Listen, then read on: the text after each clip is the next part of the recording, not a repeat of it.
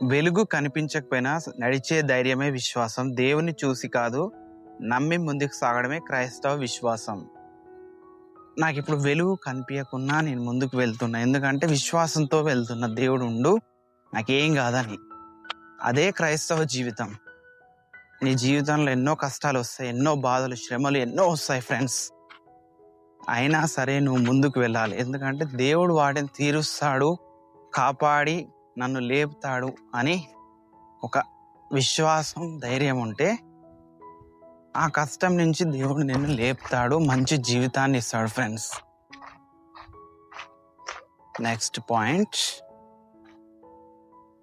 ఈ కొండ ఎక్కడం కష్టమైనట్లే జీవితం కూడా సులభం కాదు, కానీ పైకి చేరినప్పుడు దృశ్యం ఎంత అందంగా ఉంటుందో విశ్వాస ఫలితం కూడా అంతే. ఫస్ట్ మనకి ఈ కొండ ఎక్కేటప్పుడు ఎంత కష్టమైంది ఫ్రెండ్స్, చాలా కష్టమైంది కదా. మరి అట్లా అయినా సరే మనం ముందుకు వెళ్ళినప్పుడు మనకి కొండ ఎక్కిన తర్వాత అద్భుతమైన లొకేషన్, మైండ్ బ్లోయింగ్ లొకేషన్ కనిపించింది కదా. మనం అది చూసి హ్యాపీగా ఫీల్ అయిన ఒక అచీవ్మెంట్ చేసినామని. అట్లనే క్రైస్తవ విశ్వాసంలో కూడా ముందు కష్టాలే ఉంటాయి, కానీ చివరికి మాత్రం ఫలం అద్భుతంగా ఉంటుంది ఫ్రెండ్స్. కాబట్టి జడియకండి, బాధపడకండి, ధైర్యంగా ముందుకు వెళ్ళండి. దేవుడు సమస్యలను వెంటనే తీసివేయకపోవచ్చు, కానీ వాటిని ఎదుర్కొనే బలాన్ని ఇస్తాడు. నీ జీవితంలో ఎన్నో సమస్యలు ఉండొచ్చు ఫ్రెండ్స్, అవి వెంటనే దేవుడు తీర్చాడు. ఎందుకంటే ఫస్ట్ నువ్వు నేర్చుకోవాలి జీవితం అంటే ఏంటిదో. నువ్వు ఫస్ట్ ఎమ్మడే తీరుస్తే నీకు జీవితంలో దేవుడు పరీక్ష పెట్టండి, నేను పాస్ చేస్తే దాని వాల్యూ నీకు తెలియదు కదా ఫ్రెండ్స్. కాబట్టి దేవుడు ఎవరి సామర్థ్యం బట్టి వాళ్ళకి పరీక్ష పెడతాడు. ఆ పరీక్షలో విశ్వాసంతో గెలిస్తే మంచి ఫలం దేవుడిస్తాడు. అవిశ్వాసంతో తప్పుటడుగులేస్తే సైతాన్ ఫలం సైతాన్ ఇస్తుంది. సైతాన్ది చేదు ఫలం, తినలేము, చాలా భయంకరంగా ఉంటుంది జీవితం. కాబట్టి ఎన్ని కష్టాలు ఉన్నా సరే దేవుణ్ణి విడిచిపెట్టకుండా ధైర్యంగా ఉంటే ఏ కష్టమైనా ఏదైనా సరే దేవుడే చూసుకుంటాడు.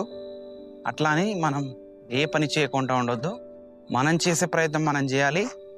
అప్పుడు దేవుడు మనకి ముందు మంచి రోజులు ఇస్తాడు. దేవుడు ఇచ్చినా ఇయ్యకున్నా దేవుని కోసమే బ్రతకాలి, నిజమైన దేవుని కోసమే మనం బ్రతకాలి. క్రైస్తవులు అంటే నిజమైన క్రీస్తు కొరకు బ్రతకాలి, క్రీస్తు సువార్త కొరకు, క్రీస్తు సువార్తను ప్రకటిస్తూ క్రీస్తు కొరకు బ్రతుకుతూ పరిచర్య చేయాలి. భయం వచ్చినప్పుడు ప్రార్థన మన ఆయుధం.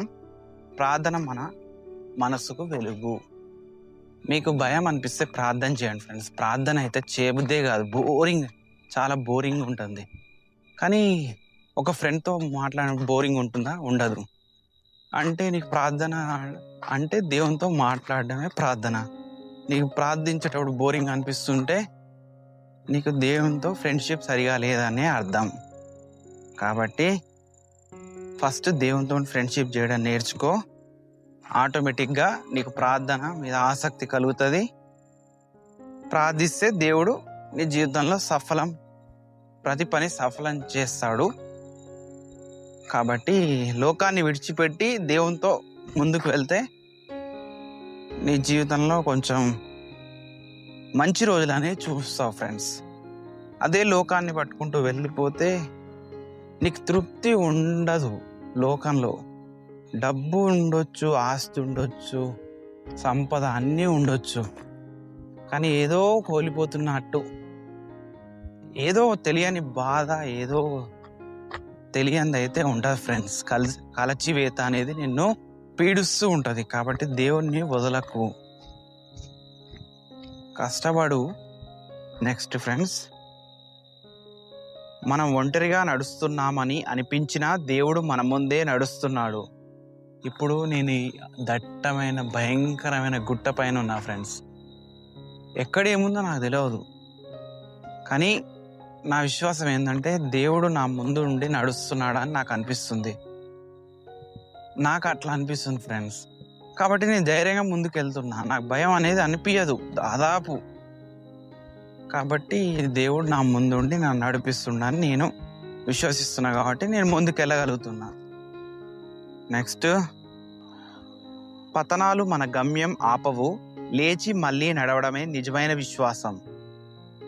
నీ జీవితం అనేది చాలా పతనమైన స్టేజ్లో ఉన్నప్పుడు అది నిన్ను ఆపేస్తుంది ఫ్రెండ్స్. ఎందుకంటే ఓటమి ఎంత భయంకరంగా ఉంటుందంటే, డిప్రెషన్ జీవితం అనేది అసలు ఏమి చేయబుద్ధి కాదు, అంత భయంకరంగా ఉంటుంది. దేవుని మీద విశ్వాసం పోతుంది. కానీ నువ్వు ఎప్పుడైతే మళ్ళీ దేవునిపై నమ్మకం ఉంచి మళ్ళీ లేచి ముందు నడుస్తావో అప్పుడు నీ గమ్యం చేరి మంచి విజయాలు సాధిస్తావు. దేవునికి ఇష్టమైన బిడ్డగా ఉంటావు. ఒక మాదిరికరమైన క్రైస్తవునిగా పేరు తెచ్చుకుంటావు ఫ్రెండ్స్. చీకటి జీవితంలో కూడా సరే, ఎవరైతే దేవునిపై విశ్వాసంగా నమ్మకంగా సరే దేవుడు చేస్తాడు, నన్ను అయితే ఒంటరిగా వదిలిపెట్టడని ఎవరైతే నమ్మి విశ్వసిస్తారో వాళ్ళు బలంగా వెలుగులో నిలబడతారు. ఎందుకంటే దేవుడు ఆశ్చర్యకార్యం చేస్తాడు కాబట్టి వాళ్ళ జీవితంలో. ఆ విశ్వాసం కోల్పోకు ఫ్రెండ్స్. చీకట్లో కూడా దేవుని మీద ఆశ పెట్టుకున్నవాడు వెలుగులో బలంగా నిలబడగలుగుతాడు. ఈ ప్రయాణం ఒక గుర్తు. దేవుని నమ్మితే ఎలాంటి రాత్రైనా ఉదయంగానే మారుతుంది. సో ఇట్లా మనం దేవునితో ప్రయాణించేటప్పుడు చీకటి రోజుల్లో ఎక్కువ చీకటే అనిపిస్తుంది, కానీ మనం అట్లనే వెళ్తుంటే మాత్రం దేవుడు ఖచ్చితంగా ప్రతి చీకటిని వెలుగు చేస్తాడు ఫ్రెండ్స్. కాబట్టి దేవునిపై నమ్మకంగా ఉండండి. దేవుడే ఏదన్నా దేవుడే చూసుకుంటాడు. మీకు చాలా బాగా అనిపిస్తుంది ఫ్రెండ్స్. మీరు ఒక్కసారి నమ్మండి, దేవుడు ఎంత అద్భుతం చేస్తాడో మీకు మీరే గ్రహించినప్పుడు అసలు అద్భుతంగా ఉంటుంది ఫ్రెండ్స్. నెక్స్ట్, విశ్వాసం అంటే సమస్యలు లేని జీవితం కాదు, సమస్యల మధ్యలో కూడా దేవుని పట్టుకొని నడిచే జీవితం. విశ్వాసం అంటే నువ్వు దేవుని విశ్వసించినంత మాత్రాన నీకు కష్టాలు రావని కాదు, ఇంకా దేవుణ్ణి నమ్మితేనే నీకు భయంకరమైన కష్టాలు వస్తాయి. బైబిల్లో చూస్తే పేతురు, యోహాను వీళ్ళందరికీ చాలా భయంకరమైన కష్టాలు. మన ఇండియాకి తోమా వచ్చినప్పుడు చంపేస్తారు సువార్త ప్రకటిస్తే. ఎక్కడైనా సరే దేవుని సువార్త ప్రకటించిన వాళ్ళే కష్టాలే తప్ప సుఖాలే లేవు. కాబట్టి నువ్వు నిజంగా దేవుణ్ణి నమ్మి ప్రేమిస్తే నువ్వు కష్టాలనైనా సరే ఎదుర్కోవాలి. అప్పుడు దేవుడిని ప్రతిఫలం ఇస్తాడు. భూలోక ప్రతిఫలం కాదు, పరలోక ప్రతిఫలం. ఇప్పుడు 100 సంవత్సరాలే నువ్వు కష్టాలు అనుభవించకపోతే రేపు కొన్ని వేల కోట్ల సంవత్సరాలు నరకంలో దేవుని నమ్మకపోతే నరకంకి వెళితే అక్కడ ఎట్లా భరిస్తావు? నువ్వు 100 సంవత్సరాలు ఉన్నప్పుడే నేను ఈ కష్టాలు భరించలేను, నాకు ఈ దేవుడు వద్దానని నువ్వు విసర్జిస్తుంటే రేపు నువ్వు దేవుని విసర్జిస్తే దేవుడు నిన్ను పరలోకం నువ్వే వద్దంటున్నావు కదా, పరలోకం పాస్. ఇప్పుడు దేవుడు నిన్ను మంచిగా పరలోకాన్ని తీసుకుపోవడానికి భూలోకానికి వచ్చి నీ పాపాలను క్షమించి తన రక్తం చేత కడిగిండు నేను. అట్లాంటప్పుడు నాకు వద్దు, దేవుడే వద్దు, నాకెవ్వరు వద్దు, నాకు లోకమే బాగుంది అని అన్నప్పుడు దేవుడు నిన్ను పరలోకం ఎట్లా తీసుకుపోతాడు? నువ్వే వద్దన్నావు. కాబట్టి నరకం వెళ్తే భయంకరంగా ఉండవు ఫ్రెండ్స్. కొన్ని వేల కోట్ల సంవత్సరాలు నరకంలో మండిపోతుంటావు. అప్పుడు ఇంకా భయంకరంగా అది నరకం నుంచి ఇంకెవరు రాలేరు, బయటికి రావడం అసాధ్యం నరకం నుంచి.